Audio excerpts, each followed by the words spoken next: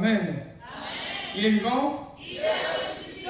Il est ressuscité. Il est parmi nous. Qui? Jésus. Acclamons pour le Seigneur.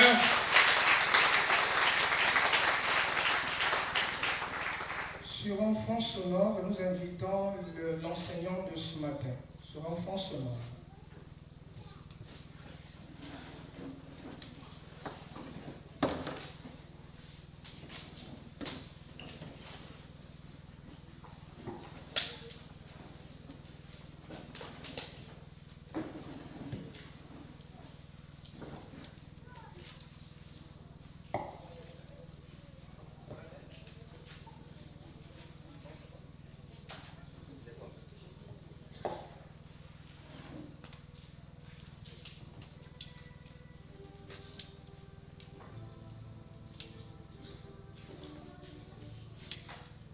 La paix de Christ.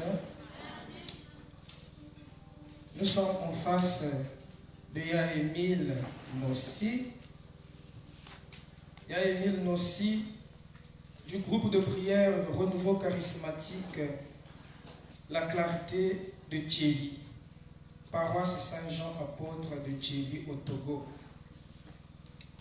Yaémile Nossi, il est professeur de français au lycée. Au fil des ans, il a occupé diverses responsabilités au sein du Renouveau Charismatique au Togo. Et ailleurs, il est aussi coordonnateur national de la jeunesse. Depuis de 2007 à 2015, il a assuré cette fonction. Vice-coordonnateur de la jeunesse AFSI, Afrique francophone, de 2016 à 2018. Et premier coordonnateur panafricain de la jeunesse du Renouveau Charismatique de 2018 à 2024. Il est nommé aujourd'hui conseiller de la coordination panafricaine des jeunes de toute l'Afrique. Il est également formateur et animateur de programmes d'activité pour les jeunes, tels que les retraites spirituelles, des accompagnements au niveau national et international. Voilà ce qui est Yaémile Nossi. Yaémile Nossi, ce matin, il va exposer avec ce thème « Convertis-toi et retourne dans la maison de ton Père ». Joël chapitre 2, versets 12 à 13. La paix du Christ. La paix du Christ. Amen. La paix du Christ. Amen. Il est vivant. Il est ressuscité. Est-ce que vraiment Jésus est vivant? Amen. Est-ce qu'il est vivant? Oui, il est vivant. Il est ressuscité? Oui, il est ressuscité. Et il est où là? Dans notre cœur. Ah, d'accord. Et vous voulez demeurer où? Il est ressuscité, il est dans mon cœur. Vous voulez demeurer où? Dans son cœur aussi. Amen, alléluia. Amen. Nous bénissons le Seigneur qui continue toujours de faire son chemin avec nous. Et comme l'a dit le modérateur, ce matin, le Seigneur a voulu que nous partagions sa parole qui nous interpelle tous à la conversion.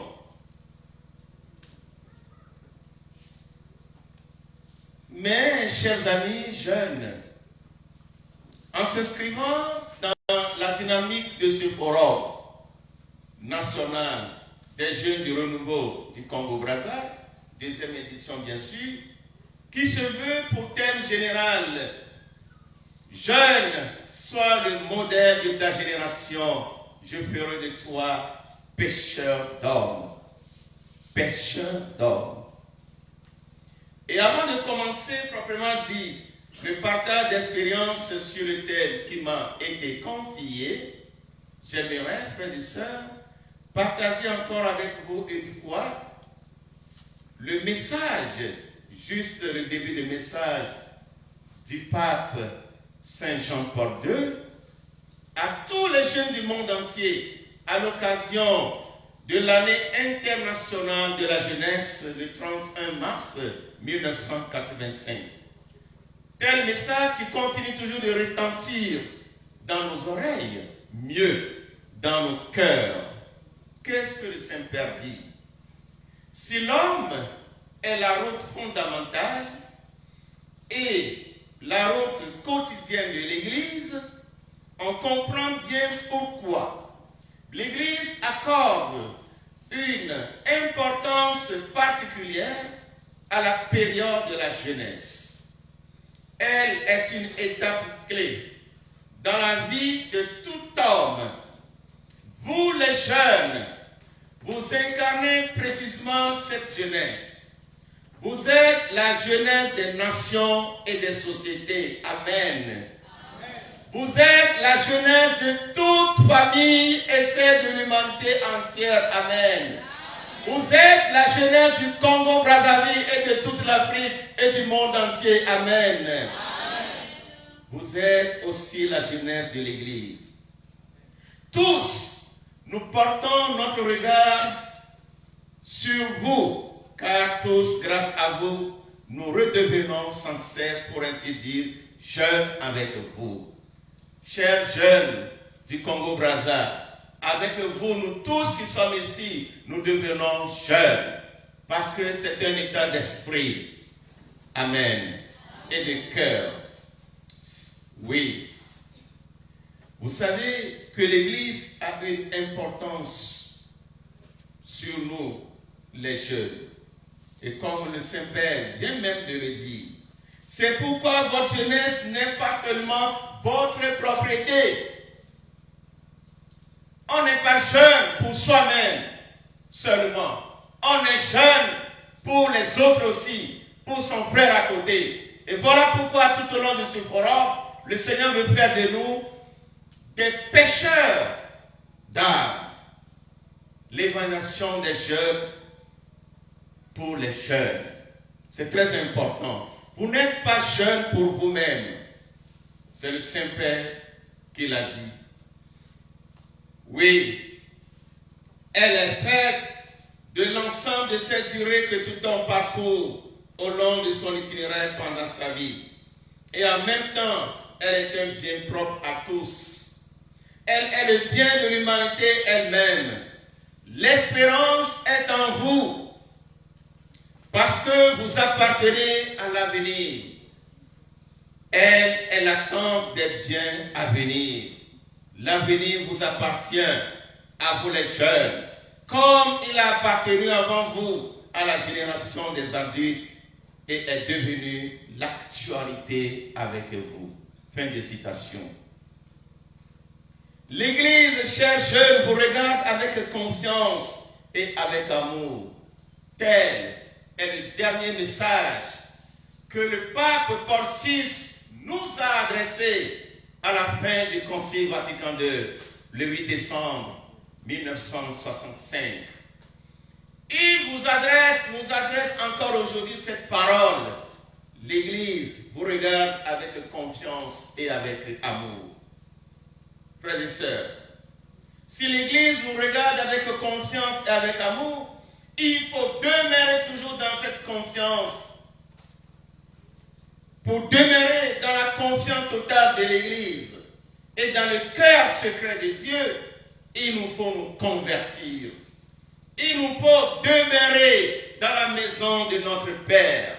Et je crois bien, les objectifs de ce forum national des jeunes du renouveau charismatique catholique du Congo-Brazza, deuxième édition, je crois bien, répondent à cet appel que le Seigneur nous lance tous ce matin. Convertis-toi et retourne dans la maison de ton Père. Nous lisons à travers la bouche du prophète Joël, c'est pas Joël Pompé du Cameroun, hein? Les paroles fortes suivantes. Dès maintenant, oracle du Seigneur, revenez à moi de tout votre cœur avec des jeûnes, des pleurs, des lamentations. Déchirez vos cœurs non vos vêtements, et revenez au Seigneur, votre Dieu. Il est bienveillant et miséricordieux. Il est lent à la colère et plein d'une bonté fidèle. Il regrette le malheur. Oui, qui sait, peut-être aurait-il encore du regret, et après lui, laissera-t-il une bénédiction, offrande et libation pour le Seigneur votre Dieu. Joël 2, versets 12 à 13. Rentrant alors en lui-même, il se dit, combien d'ouvriers de mon père ont du pain du reste, tandis que moi, ici, je meurs de faim. Je vais aller vers mon père et je lui dirai, Père, j'ai péché envers le ciel et contre toi. Je ne mérite plus d'être appelé ton fils. Traite-moi comme un de tes ouvriers. Il alla vers son père. Luc 15, versets 17 à 20. Telle est l'histoire du fils perdu et retrouvé, communément appelé, comment? Enfant prodigue. Et ça nous renvoie au temps de carême, où chacun de nous se rappelle encore ce beau chant. Oui, je m'élève et j'irai vers mon Père. Oui,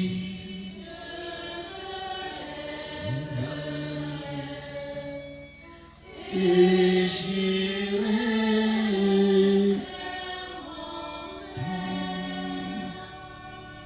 vers toi, Seigneur.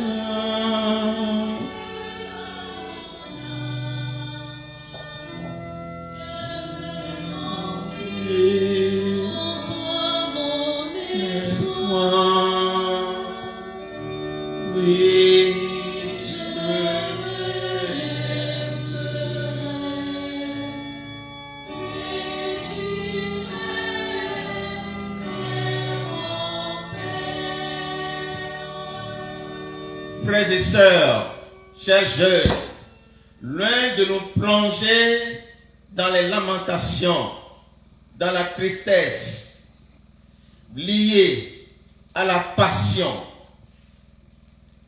à la mort et à la résurrection de notre Seigneur Jésus, ce chant veut plutôt nous lancer un appel à la conversion du cœur. Ce chant veut nous aider à prendre conscience de notre état de jeune. Qui suis-je? Ce chant veut nous aider à prendre conscience de notre identité de chrétien. Vous savez, Dieu nous aime, frères et sœurs. Dieu nous aime et il ne veut perdre aucun de ses fils. Dieu nous aime et il ne veut perdre aucune de ses brebis que nous sommes. Oui, il fait toujours le premier pas vers l'homme. Il vient lui tendre la main pour le sortir de la souffrance, pour le sortir de la boue, pour le libérer du joug de péché. Et il donne ensuite à l'homme de partager sa gloire. Oui, Dieu est toujours le premier à nous chercher. Nous allons croire que c'est nous-mêmes qui nous sommes déplacés ou pour faire le déplacement de Yanga. Non, c'est Dieu qui est le premier à nous tendre la main et à nous conduire jusqu'ici. Il est le premier à nous sauver de nos péchés. Il est le premier à nous libérer de nos chaînes et de nos prisons. Venez alors, chantons notre Dieu, lui le roi des rois. Dieu nous appelle, chers jeunes, à la conversion, à venir à lui. Lui qui est la source de tout bonheur. La parole de Dieu nous l'a dit dans Genèse 1, verset 27 et suivant. Dieu a créé l'homme à son image et à sa ressemblance. Dieu l'a créé pour le bonheur. Et quand nous continuons de méditer cette parole, la parole nous dit encore, Dieu les a bénis et leur a dit, allez, soyez féconds, multipliez-vous.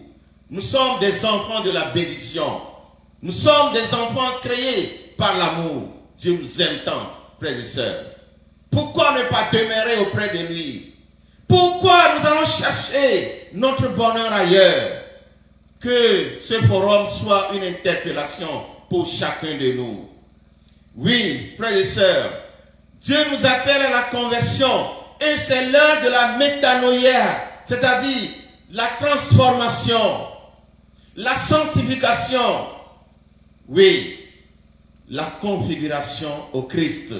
Si vous entendez sa voix aujourd'hui, n'endurcissez point vos cœurs, nous dit le psalmiste au numéro 95, verset 8. La conversion, c'est une affaire du présent, d'aujourd'hui. La conversion, c'est une affaire de maintenant et non de demain. C'est une affaire, frères et sœurs, de hic et nunc, c'est-à-dire ici et maintenant. Ce n'est pas une affaire de demain ou après-demain. Quand vous entendez sa voix, n'endurcissez pas vos cœurs. Psaume 95, verset 8. Que toute la maison d'Israël le sache donc avec certitude. Dieu l'a fait Seigneur et Christ, ce Jésus que vous avez crucifié. D'entendre cela, ils eurent le cœur tous transpercés et dirent à Pierre et aux apôtres, frères, que devons-nous faire? Pierre leur répondit, repentez-vous et que chacun de vous se fasse baptiser au nom de Jésus-Christ pour la rémission de ses péchés. Et vous recevrez alors le Saint-Esprit. Acte 2, versets 36 à 38. C'était au cours, frères et sœurs, d'une rencontre des jeunes comme celle-ci. Nous étions en train de prêcher la parole sur la conversion des cœurs. Et voilà, de l'assemblée, un jeune homme a accouru, est venu jeter sur le visage du prédicateur une boîte de cigarettes et de tabac. Et il a dit, prenez votre chose, j'en ai marre, je retourne chez mon Dieu. Je vais donner désormais mon cœur à mon Seigneur. Je crois que telle peut être aussi l'histoire de chacun de nous. En entendant ces paroles ce matin, le Seigneur nous dit de quitter quelque chose et de le lui remettre pour que notre cœur soit totalement attaché à lui et à lui seul. Et justement, encore, au cours d'une assemblée de prière, nous étions en train de louer le Seigneur, de proclamer la parole de Dieu. Et voilà, un jeune homme qui était en train de jouer au football a couru pour entrer dans la salle de la louange et de la prédication. Et il a loué. Il jouait au piano. C'est un pianiste. Et à la fin, il a dit, frères et sœurs, j'aimerais recevoir le baptême. J'aimerais devenir chrétien parce qu'il a entendu la parole de Jésus qui a touché son cœur. Et le jeune homme s'est inscrit au catéchisme pour recevoir à la fin le baptême. Mais malheureusement, il n'a pas fini sa formation catéchétique au moment où le Seigneur l'a rappelé. Père son âme. Mais nous croyons qu'il est déjà auprès de notre Seigneur Jésus. Frères et sœurs, si vous attendez la voix du Seigneur, n'endurcissez pas votre cœur. Une jeune fille comme chacune de nous disait, frère, si j'avais entendu ces paroles avant, ma vie ne serait pas ce qu'elle est aujourd'hui. Oui, parce que j'étais éloigné de la maison de mon Père. Mais la parole de Dieu m'a transpercé, m'a transformé. Je voudrais désormais donner toute ma vie au Seigneur. Aidez-moi à donner ma vie au Seigneur. Oui, peut-être nous aussi nous pouvons le dire. Si nous avons entendu ces paroles avant, notre vie ne serait pas ce qu'elle est aujourd'hui. C'est un appel à la conversion, frères et sœurs. Le Seigneur veut opérer aussi au sein de notre assemblée des conversions aujourd'hui. Amen. Amen. Des libérations, des délivrances. Le Seigneur veut opérer encore aujourd'hui au sein de notre assemblée. Tout cela. Mais dites-moi, qu'est-ce que la conversion juste? Convertis-toi et retourne dans la maison de ton Père. Le sens biblique du verbe se convertir, j'allais dire, a deux sens distincts, mais intimement liés. Nous prenons d'abord l'Ancien Testament. Dans l'Ancien Testament, le verbe se convertir signifie revenir au Seigneur. Nous venons de l'écouter dans la parole de Joël tout à l'heure. Revenez à moi de tout votre cœur, avec des jeûnes, des pleurs, des lamentations. Déchirez vos cœurs et non vos vêtements, et revenez au Seigneur, votre Dieu. Il est bienveillant, il est miséricordieux, il est lent à la colère et plein de fidélité.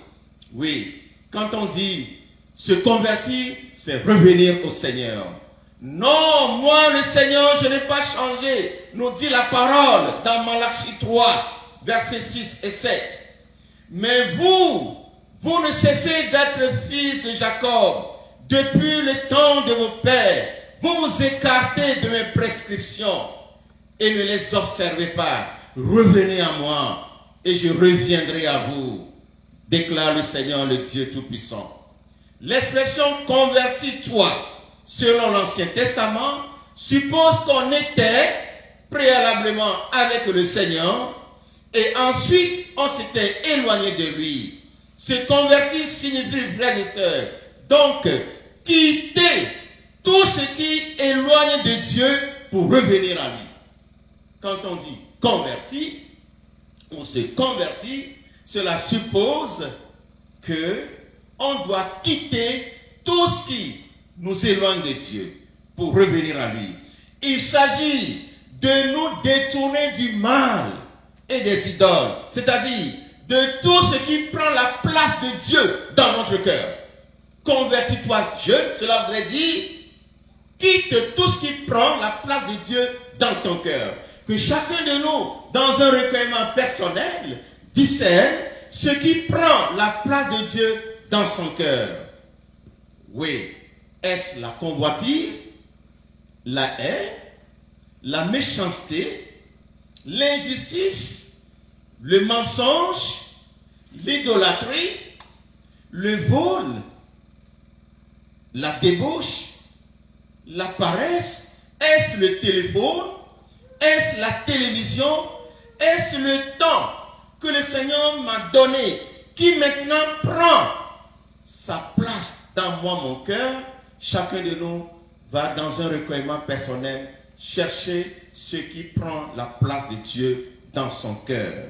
Et pour nous aider, nous pouvons lire Galates 5, versets 19 à 21, qui nous parle des œuvres de la chair, qui prennent souvent la place de Dieu dans notre cœur, et que le Seigneur nous demande de nous éloigner de tout cela. Galates 5, versets 19 à 21. C'est notre cœur, frères et sœurs, que Dieu désire pour lui, et non une partie ou la surface de notre vie. Dieu veut notre cœur. Il ne le veut pas moitié, pas les trois quarts. Dieu le veut en entier. Oui, le Seigneur nous invite à revenir à lui de tout notre cœur, comme il a demandé au peuple d'Israël, dont le cœur est détourné de Dieu.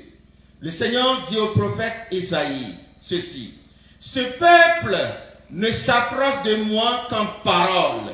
Ses lèvres seules me rendent gloire, mais son cœur est loin, loin, loin, loin, loin, loin de moi. La crainte qui me témoigne n'est que précepte humain l'on a prise. Isaïe 29, verset 13.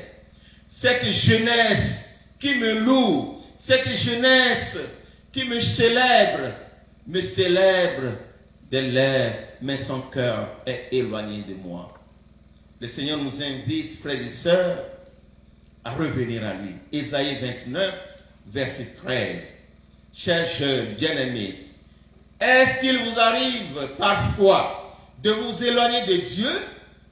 Est-ce qu'il vous arrive d'être tellement envahi, hanté, écrasé par les soucis de ce monde, ou des grandes épreuves de ce monde, des séductions de ce monde qui nous éloignent de Dieu? Est-ce que cela nous est une fois arrivé? That is the question. nous disent les anglophones, ou bien Sylvia. Qu'est-ce qui m'éloigne de Dieu? Chacun de nous commence par se poser cette question. Qu'est-ce qui m'éloigne de Dieu?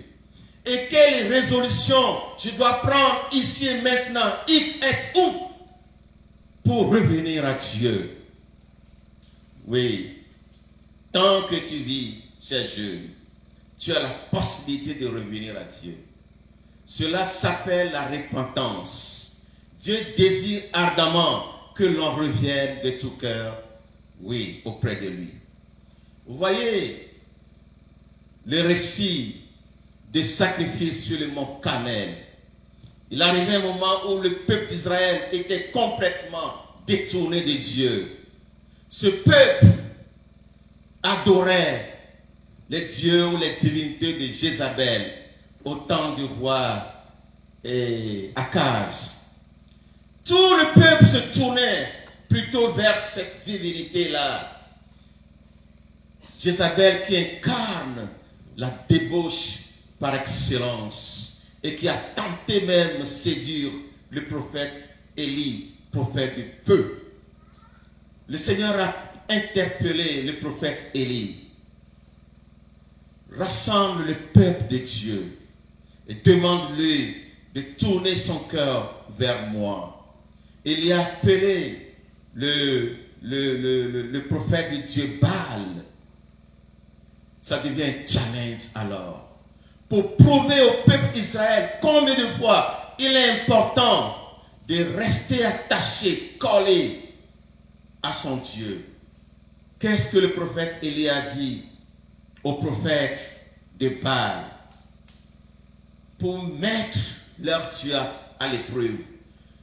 Quand on mène Dieu à l'épreuve, ce n'est pas du péché. Dieu même nous l'a dit dans Malachie, chapitre 3, verset 1er suivant. Mettez-moi à l'épreuve et vous verrez combien de fois je vais faire pleuvoir sur vous des écluves de bénédiction. Il a fait ou bien ne l'a pas fait? Il a fait. Il est vivant. Il est ressuscité. Amen. Amen. Alors, le prophète Élie a dit au prophète de Baal, va chercher deux taureaux, un pour toi, un pour moi. On va faire le sacrifice. Il est parti chercher le taureau. Ok, mettez-le sur votre autel. Parce que ils ont démoli l'autel de Dieu. Ils ont détruit l'autel de Dieu. Ils ont souillé l'autel de Dieu, le peuple d'Israël. Et dit, il faut mettre le feu. Ils ont commencé par danser, par louer à leur manière, célébrer leur Dieu des Baal. Ils étaient, la parole de Dieu nous dit, ils étaient jusqu'à 450. Suivez bien, mes frères et sœurs. Du matin jusqu'au soir, rien ne s'est produit. Du matin jusqu'au soir, rien. Le prophète Élie s'est approché du prophète de Baal. Votre Dieu, peut-être, il est en train de dormir. Et d'ailleurs, comme il est Dieu, il a le souci du meilleur devenir de son peuple. Criez fort, invoquez-le davantage. Ils l'ont invoqué du matin jusqu'à midi. Rien. C'est le tour du prophète Élie. Il a mis le taureau sur le terre. Il a demandé qu'on l'arrose des tonneaux d'eau. La parole de Dieu nous dit 2 ou 3 fois successives. Et le coulait même abondamment. Il a invoqué son Dieu. Je partage avec vous la prière que le prophète Élie a faite le jour-là. Seigneur Dieu d'Abraham, d'Isaac et d'Israël, montre aujourd'hui que tu es le Dieu d'Israël. Montre que je suis ton serviteur et que j'agis sur ton ordre.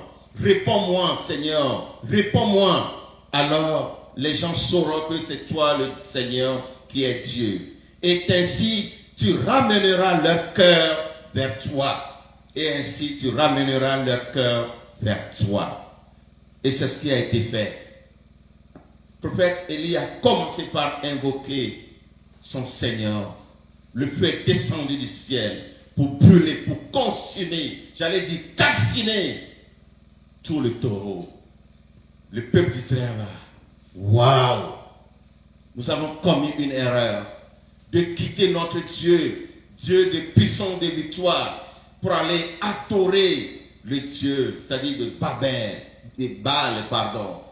Et ils sont revenus au Seigneur. Nous pouvons trouver ce récit dans 1 Roi, chapitre 18, versets 21 à 38. Voici, frères et sœurs, une des histoires où l'on voit l'importance que Dieu, pour Dieu d'avoir tout notre cœur. Ce désir de Dieu n'a pas changé pour toi aujourd'hui. Dieu désire tout ton cœur. Dieu aime le cœur qui s'humilie. Dieu aime le cœur qui reconnaît ses erreurs. Il y a plein de jeunes aujourd'hui qui ne se soumettent plus aux ordres de leurs responsables, de leurs pasteurs, parce qu'ils se disent pleins d'énergie ou pleins de charisme. Le cœur converti, c'est le cœur qui est humble. C'est le cœur qui est tourné vers Dieu. C'est le cœur qui reconnaît ses erreurs. Oui, et demande pardon et revient après de lui. Il est plein de tendresse et de pitié, patient et plein d'amour. Le pape François, en exhortant les jeunes pour la 30e journée mondiale des jeunes, célébrée le dimanche de Ramos, c'était le 29 mars 2015, sur le thème « Heureux les cœurs purs, car ils verront Dieu ». Matthieu 5, verset 8, leur disait « Chers jeunes, laissez-vous combler par la tendresse du Père pour la diffuser autour de vous. » Qu'est-ce que notre thème général a dit? « Je ferai de vous des pêcheurs d'hommes. » C'est-à-dire quoi? Nous allons nous laisser combler de la tendresse de Dieu, de l'amour de Dieu, de la bonté de Dieu. Et nous allons communiquer cela aux autres jeunes. Parce que aujourd'hui, il y a plein de jeunes désespérés de la vie. Il y a plein de jeunes qui sont fatigués, écrasés par les soucis de la vie. J'étais en mission l'année passée à Natitengo, au nord du Bénin. Après le partage de la parole, un jeune s'est approché de moi, frère Émile. Je ne voudrais plus aller à l'église. Vous me voyez, sur ma paroisse, mon curé m'a confié tant de charges. Je fais ceci, je fais cela. Mais je ne comprends plus ma vie. C'est fini comme ça. Voici la décision que j'ai prise. Du sortie de ce camp national des jeunes de Natitengo, je n'irai plus à l'église. J'ai trop de soucis. Je prends toute ma vie dans les lamentations, dans la tristesse. Le Seigneur est passé par moi le jour-là pour sauver ce jeune-là. Il est revenu à son Dieu. Alors, frères et sœurs, peu importe aussi loin que tu sois parti de Dieu, peu importe la gravité de ce qui t'a éloigné de Dieu, la gravité de ton écart, ou finalement peu importe les autres dieux que toi aussi tu as eus jusqu'à maintenant dans ta vie, comme le peuple d'Israël. Le plus important est que tu puisses prendre une décision aujourd'hui de retourner avec ton cœur tout entier auprès de Dieu l'Éternel. Il t'attend. Il n'est pas trop tard, frères et sœurs. Dieu t'aime tellement. Il désire ton cœur bien-aimé. Si tel est le sens que l'Ancien Testament nous révèle, c'est-à-dire se convertir, c'est-à-dire revenir à Dieu, qu'est-ce que le Nouveau Testament nous dit? En plus de la signification de l'Ancien Testament, se convertir a le sens de se laisser transformer, métamorphoser, la métanoïa. Il s'agit de mourir à l'homme ancien pour naître de nouveau, devenir un être nouveau, un nouveau Christ. Vous rappelez le thème général de notre premier forum national des jeunes du Congo à Brazzaville. Il faut naître de nouveau. Voilà.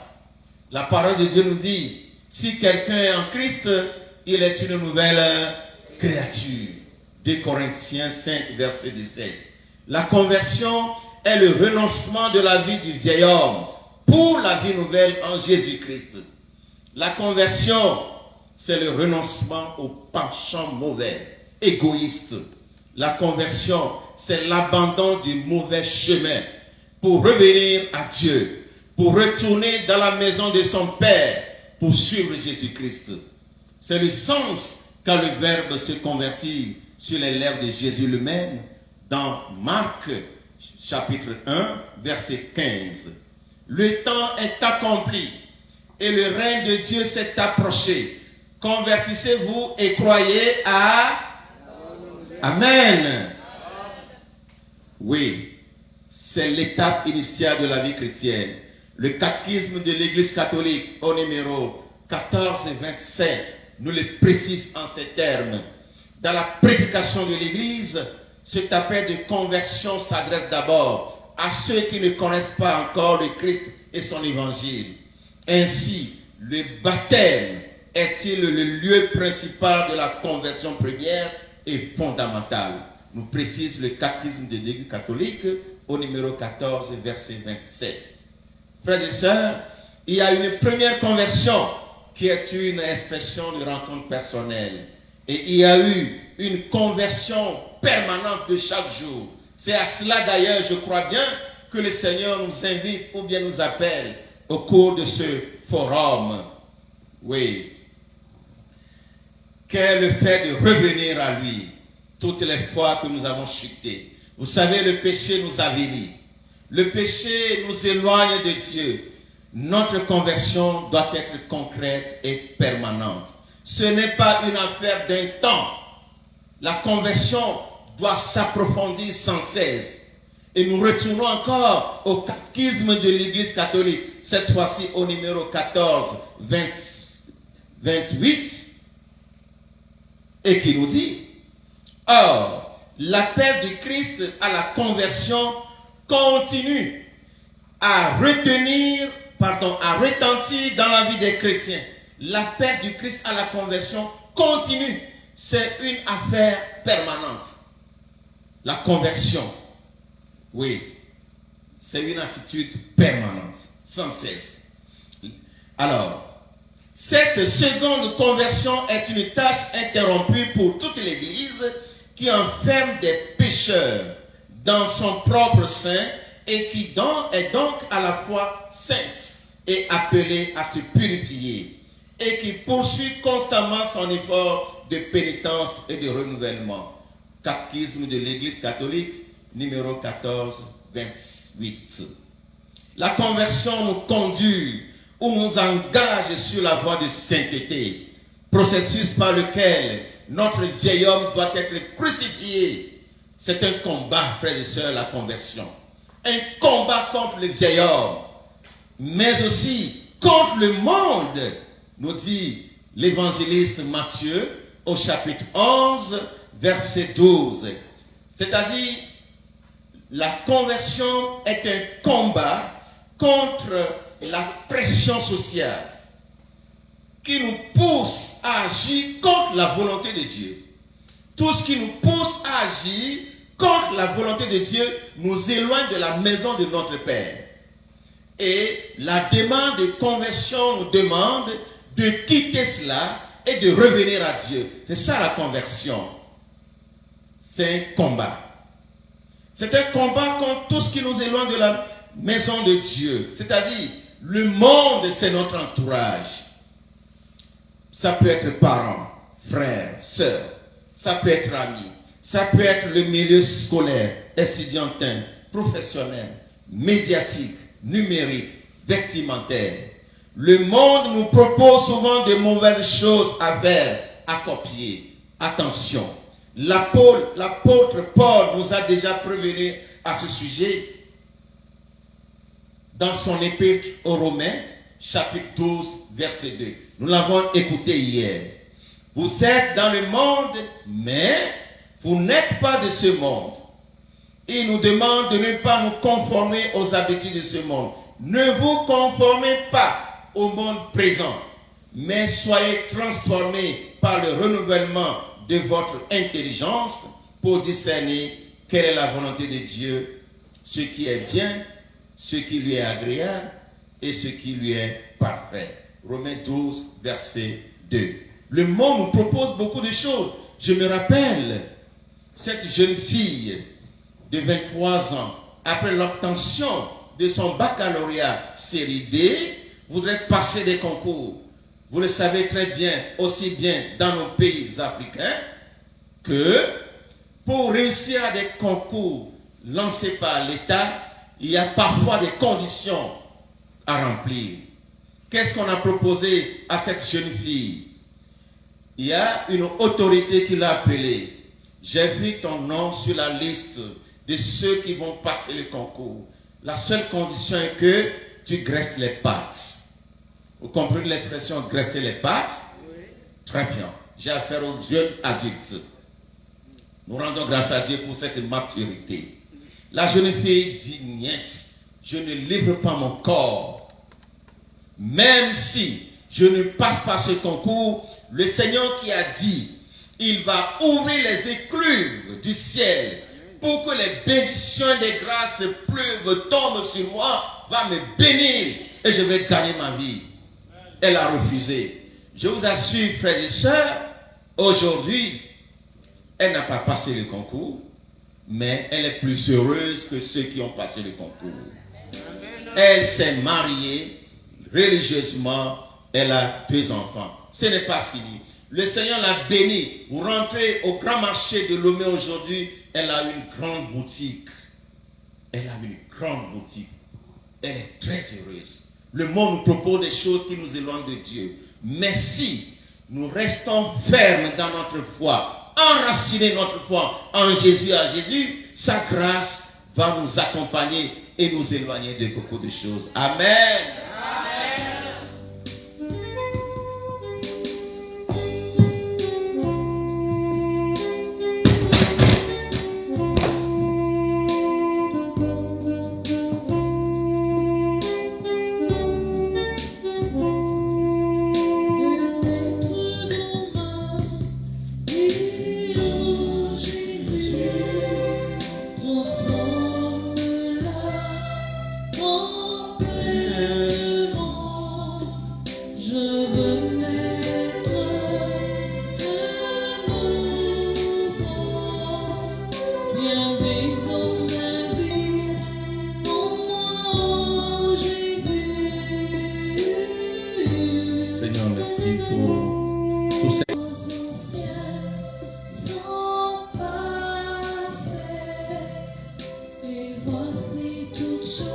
Ne regarde plus ta vie passée.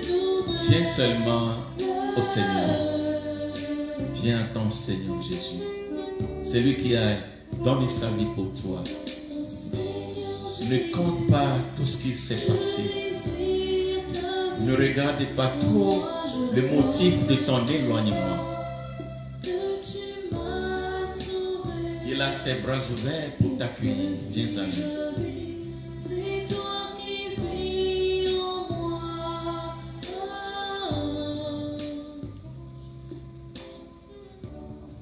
Contrairement à cette jeune fille qui a refusé ce que le monde lui a proposé, je connais une jeune fille étudiante dans une université privée qu'on a renvoyée parce qu'elle n'a pas payé ses frais de scolarité.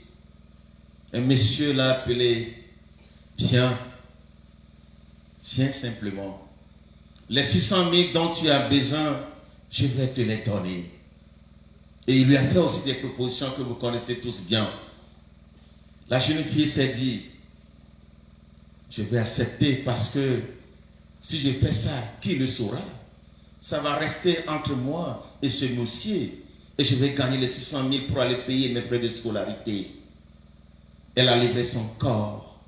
Elle est éloignée de la maison de son père, de l'autel de sainteté de son père. Je vous assure, elle a pris 100 000 pour aller payer ses frais de scolarité. Malheureusement, elle n'a même pas réussi ses études. Quand vous la voyez aujourd'hui, elle est devenue une jeune fille miséreuse, triste, pleine de blessures intérieures. Parce qu'elle elle n'a pas écouté la voix de son Dieu. Elle s'est éloignée de la maison de son Père. Si tel est le cas, j'aimerais partager avec vous les différents niveaux de conversion que la parole de Dieu nous propose. Les Saintes Écritures nous proposent 4 grands niveaux de conversion. Il y a la conversion religieuse que vous connaissez très bien. Le fait de quitter une religion pour une autre. Dans le christianisme, c'est le fait de rencontrer Jésus et de le recevoir comme Seigneur et Sauveur de sa vie. La parole de Dieu nous déclare dans Romains 10, versets 9 à 10. Si de ta bouche tu confesses que Jésus est Seigneur, et si dans ton cœur tu crois que Dieu l'a ressuscité des morts, tu seras sauvé. Amen. En effet, croire dans son cœur conduit à la justice et confesser de sa bouche conduit au salut. Où se trouve le salut si ce n'est pas dans la maison de notre Père? Où se trouve le bonheur si ce n'est pas la maison de notre Père? L'évangéliste Saint Jean nous dit dans Jean 14, versets 1 à 2, dans la maison de mon Père, il y a beaucoup de demeures. N'ayez pas peur. Que votre cœur ne se trouve point. Venez, venez à moi. La conversion religieuse. Telle a été l'histoire de chacun de nous. Mais nous devons aller à une autre étape qu'on appelle la conversion intellectuelle ou le renouvellement de la pensée. Quand on reçoit Jésus, on croit en Jésus-Christ, frères et sœurs, on doit renouveler ses pensées au Christ. Nous ne devons plus penser comme les gens de ce monde. Nous ne devons plus prendre des décisions comme des gens de ce monde. Non. La parole de Dieu nous dit dans Éphésiens 4, versets 22 à 24.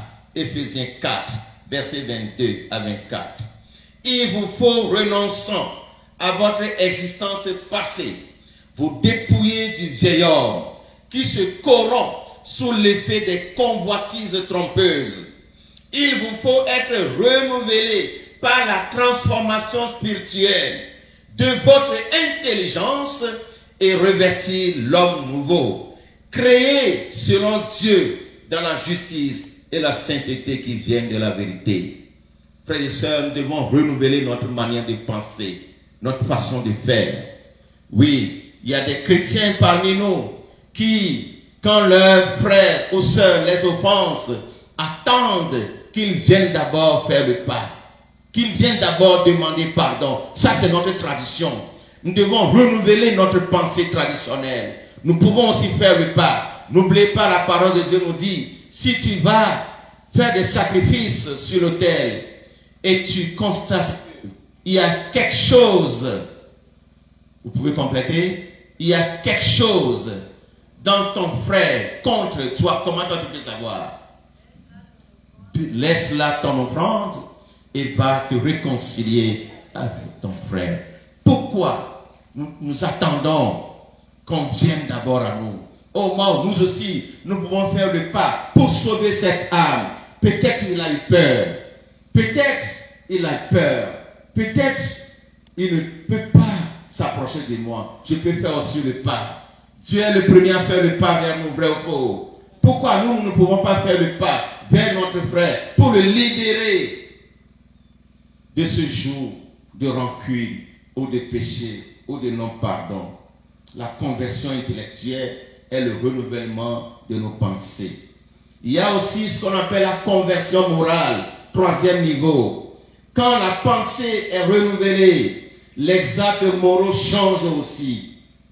Éphésiens 4, versets 25 à 32. Vous voilà donc débarrassés du mensonge, que chacun dise la vérité à son prochain. Car nous sommes membres les uns des autres.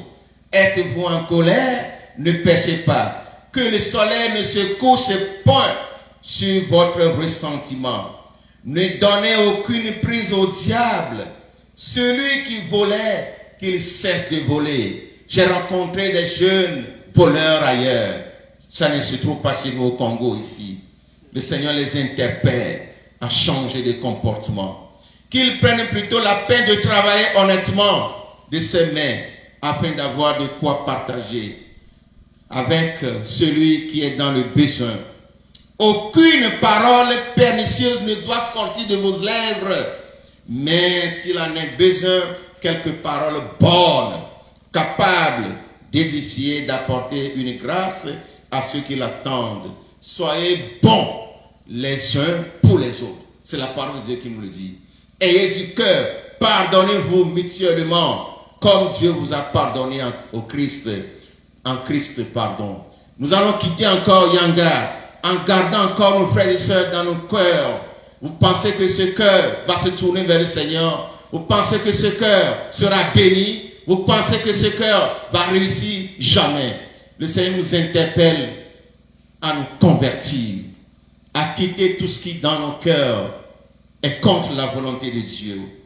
Le dernier niveau qui est la conversion mystique. La conversion mystique, c'est l'étape supérieure de la métanoïa, de la transformation, de la configuration au Christ. Saint Paul, apôtre des nations, nous dit dans Galates 2, versets 19 et 20.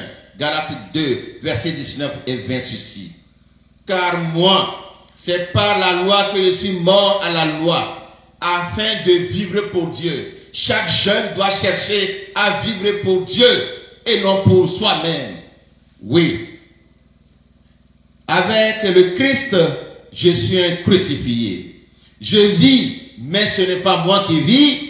Qui vit en moi? C'est le Christ qui vit en moi. Amen. Car ma vie présente dans la chair, je la vis dans la foi au Fils de Dieu qui m'a aimé et s'est livré pour moi. Galates 2, versets 19 à 20. Conversion mystique.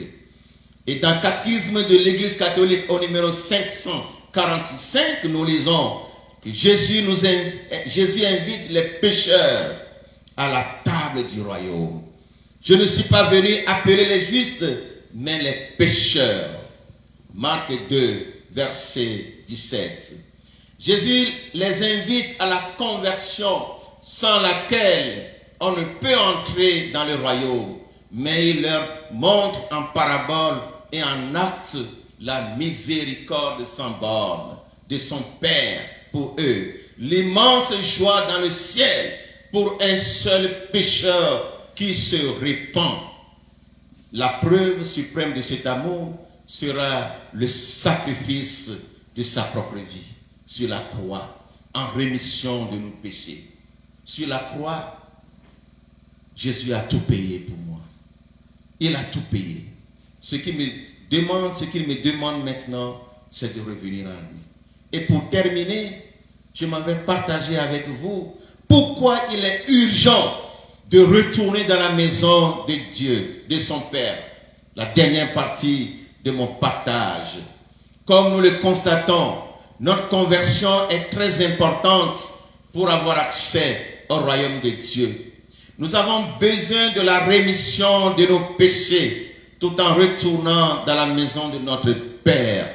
N'ayez pas peur. L'évangéliste Saint Jean nous l'a déjà dit. Dans la maison de mon Père, il y a beaucoup de demeures. Venez simplement, vous trouverez votre place. Nous n'avons pas compris, frères et sœurs, comme l'enfant prodigue, nous aussi, nous n'avons pas compris le sens de notre baptême, qui a fait de nous rois, prophètes, et quoi encore? Prêtres. Nous ne savons pas que par le baptême, Dieu nous a élevés au rang du Fils, co-héritier avec Jésus. Nous ne savons donc pas que nous sommes ses bien-aimés, ses préférés, ses chouchous, ses serrés, ses préférés, ses collants. Nous ne le savons pas. Nous ne le savons pas. Nous ne savons pas donc que nous sommes, ou bien nous avons du prix aux yeux de notre Créateur. Nous ignorons qu'il est notre Père. L'ignorance de Dieu comme Père nous conduit, nous éloigner de lui. Si nous savons que nous avons un Père qui nous aime, qui a tout dans sa maison pour nous, qu'est-ce qui nous ira encore chercher ailleurs? Un fils qui sait qu'il a tout dans la maison de son Père. Est-ce qu'il ira encore chercher des choses ailleurs? Non. Nous sommes malheureux comme l'enfant prodigue. Malheureux parce que nous ne savons pas que nous sommes devenus des princes, fils du roi des rois, et qu'il y a tout dans la maison de notre Père. Nous allons demander secours chez des esprits qui avilissent et nous apprivoisent pour enfin nous détruire. Une jeune sœur s'est lancée dans le secteur d'activité commerciale. Arrivée à un certain moment, elle veut encore prospérer davantage. Elle s'est dit, mes camarades du marché aussi le font. Pourtant, elles sont des chrétiens catholiques. Moi aussi, je vais le faire. Elle est partie consulter un charlatan pour que son activité commerciale prospère. Le charlatan lui a remis un talisman. Elle est revenue à la maison. Elle a déposé le talisman sous son oreiller sans que le mari ne le sache. Les 3 premiers mois, les choses marchent bien. Waouh! Son activité commerciale prospère de jour en jour, de mois en mois, d'année en année. Elle est très contente. 3e mois, suivez bien. Qu'est-ce qu'elle a constaté? Des troubles ont commencé par se produire dans la maison. D'abord, ces conflits entre elle et son mari. Le talisman se trouve où? Sous l'oreille. Ça ne peut que créer ou causer quoi? Des dégâts spirituels, des bagarres, des malentendus entre eux. Ce n'est pas fini.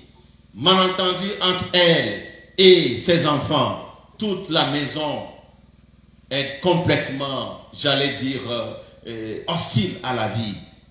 Elle se demande, c'est quoi au juste? Elle est venue écouter la parole de Dieu, comme si nous sommes en train d'écouter la parole de Dieu.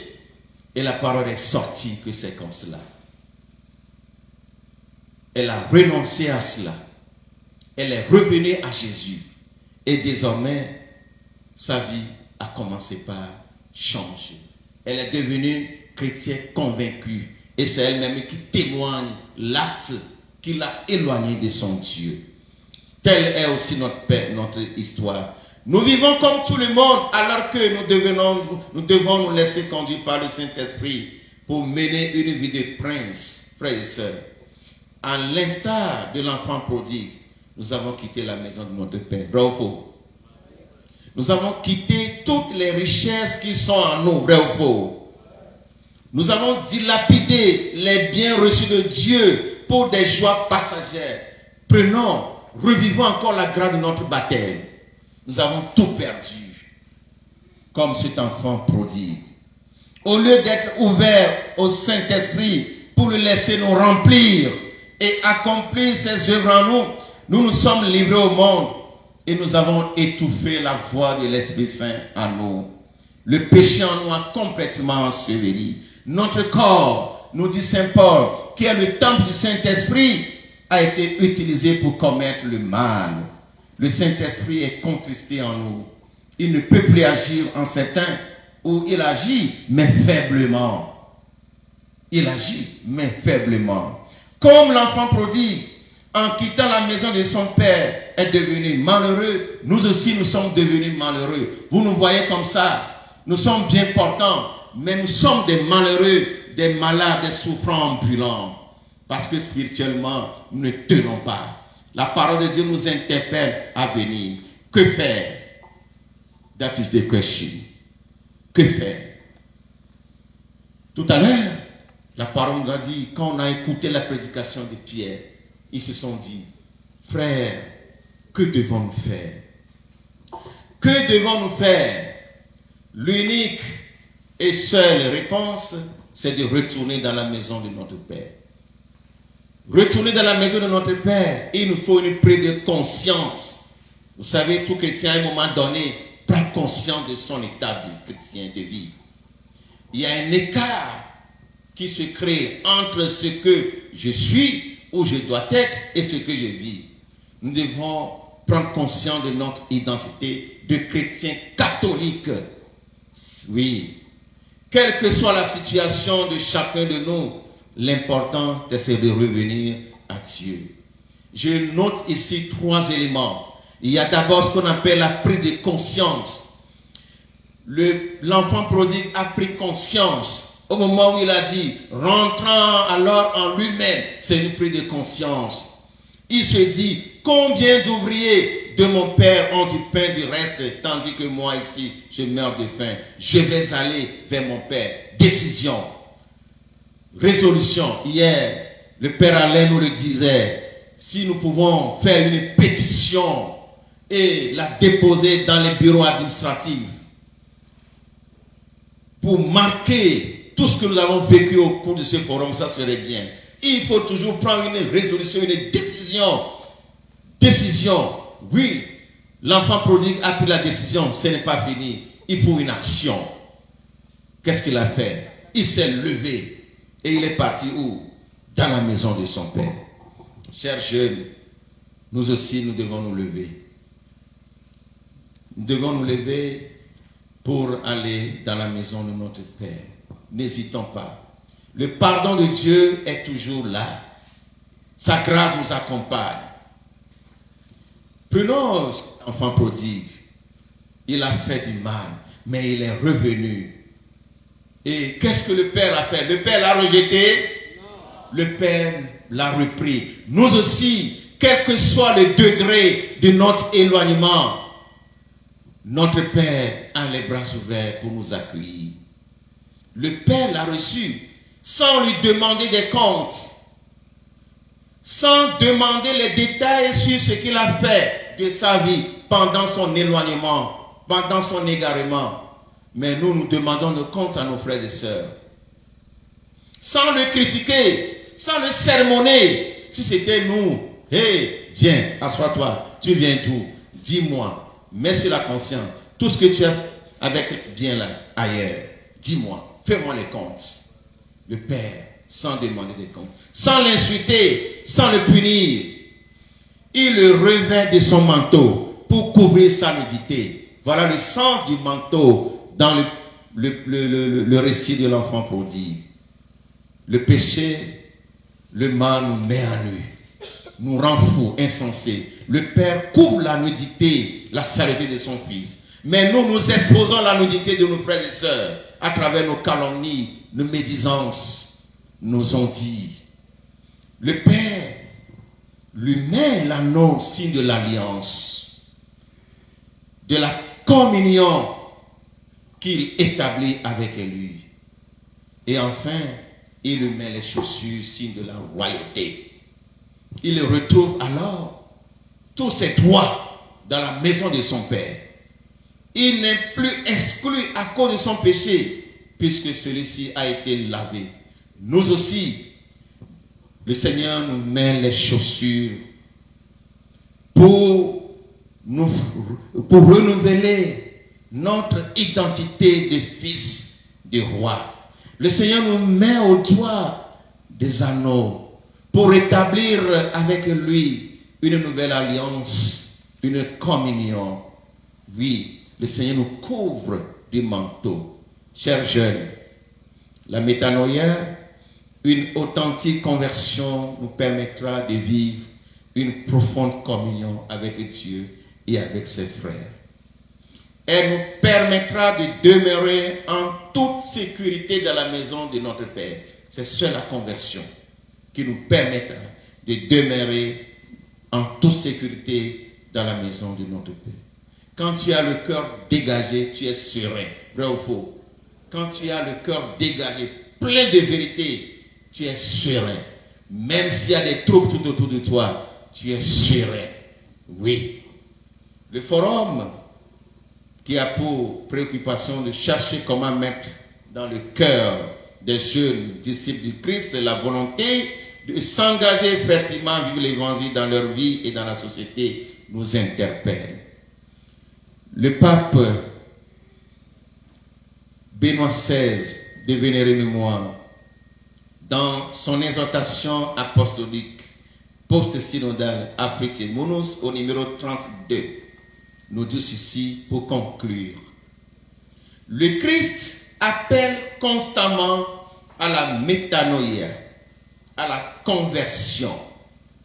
Les chrétiens sont marqués par l'esprit et les habitudes de leur époque et de leur milieu. mais par la grâce de leur baptême, ils sont invités à renoncer aux tendances nocives dominantes et à aller à contre-courant. Un tel témoignage exige un engagement résolu dans une conversion continue vers le Père, source de toute vraie vie, l'unique capable de nous livrer du mal, de toute tentation et de nous maintenir dans son esprit au sein même du combat contre les forces du mal. Cette conversion n'est possible qu'en s'appuyant sur des convictions de foi, consolidées par une catéchèse authentique. Il convient donc de maintenir un lien vivant entre le catéchisme mémorisé et la catéchèse vécue pour conduire à une conversion de vie profonde et permanente. Fin de citation. Chers jeunes, la conversion se vit dans les sacrements de l'Église, en particulier le sacrement de la réconciliation de l'Eucharistie. Il y a plein de jeunes qui ne connaissent plus ce qu'on appelle le sacrement de la réconciliation. Que ce forum soit une interpellation pour chacun de nous. La conversion se vit aussi dans la parole de Dieu, dans la prière, dans la charité. Seule la pratique des moyens aux règles de foi nous permettra d'acquérir le discernement, la force nécessaire et la liberté de résister aux pressions, aux séductions de ce monde. Que par